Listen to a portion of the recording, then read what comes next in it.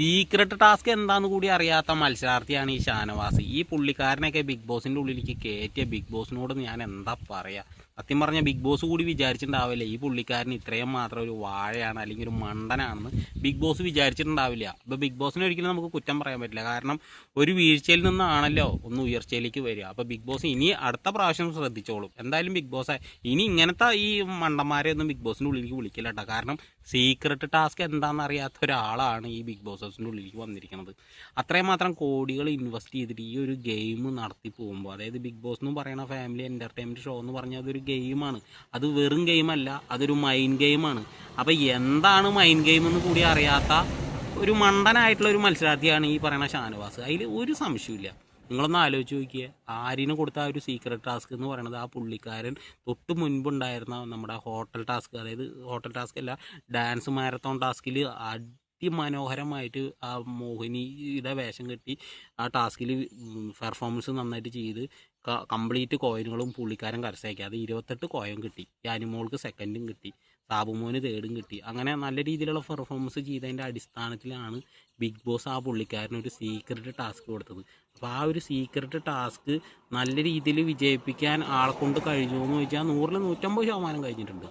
Secret ടാസ്കിൽ ആ പുള്ളിക്കാരന് ആദ്യം ഒരു ബർഗർ കിട്ടി, രണ്ടാമത് ഈ പറഞ്ഞ മാതിരി അക്ബറിനെ കൂട്ടു വിളിച്ചു, മൂന്നാമത് ലക്ഷ്മീനെ വിളിച്ചു, സാബുമാനെ വിളിച്ചു. ഇവരൊക്കെ നല്ല അടിപൊളിയായിട്ടാണ് ചെയ്തത്. അപ്പോഴൊന്നും ഈ പറയുന്ന മരവാഴയായിട്ടുള്ള ഷാനവാസിനെ ആളുകൾക്കൊന്നും ഇത് കണ്ടുപിടിക്കാൻ പറ്റിയിട്ടില്ല കേട്ടോ. അതിലൂറൊക്കെ എന്താണ് പ്രസംഗം, ഇതങ്ങനെയാണ് ഇങ്ങനെയാണ്, ലക്ഷ്മിയുടെ ചിരിയിൽ മനസ്സിലാക്കി, ലക്ഷ്മി അങ്ങനെ ആക്കിയപ്പോൾ മനസ്സിലായി അവർക്കില്ലാത്ത കുറ്റങ്ങളില്ല. ലാസ്റ്റ് വിന്നീനും കൂടി ഉൾപ്പെടുത്തി അതിൻ്റെ കൂടെ ഒരാളെ കൂടി ഉൾപ്പെടുത്തണമെന്നുള്ളത് വന്നപ്പോഴാണ് ഈ പറയുന്ന ഷാനവാസിന് നറുക്ക് വീണത്. ഷാനവാസിന് നറുക്ക് വീണത് ആര്യനായതുകൊണ്ട് പോയിട്ട് നറുക്ക് വീഴ്ത്തിയതല്ല കേട്ടോ.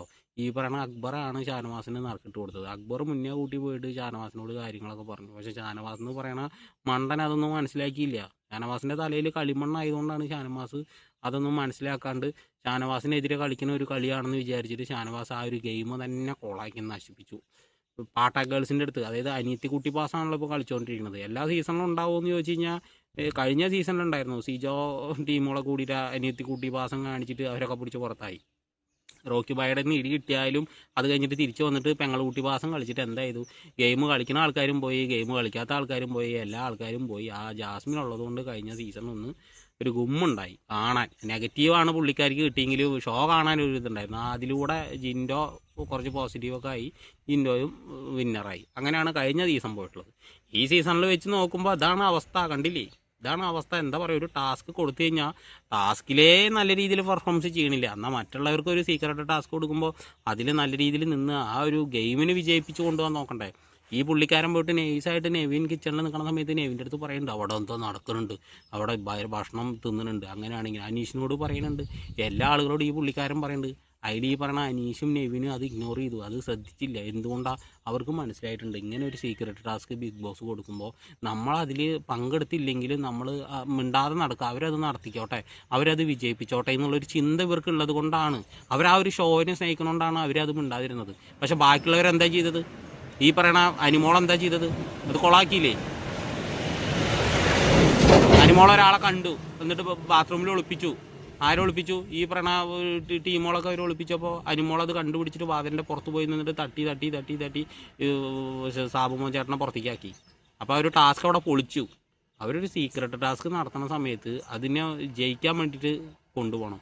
ഈ ഷാനവാസ് അത് പോയിട്ട് ലീക്കാക്കിയപ്പോഴാണ് ഈ അനിമോള് കാര്യങ്ങളൊക്കെ അറിഞ്ഞത്. അല്ലാണ്ട് അനിമോള് മറ്റേ എന്താ പറയുക, മറ്റേ ആ ബൊമ്മയുടെ പേരെന്താ, പ്ലാച്ചിയ, ആ പ്ലാച്ചീനെ ഉരുട്ടിയിട്ട്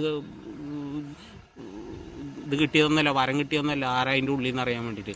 ഈ ഷാനവാസ് തന്നെയാണ് യഥാർത്ഥ പ്ലാച്ചി. ഷാനവാസാണ് അവിടെയുള്ള കാര്യങ്ങളൊക്കെ പറഞ്ഞ് എല്ലായിടത്തും ലീക്കാക്കണ ഒരാൾ.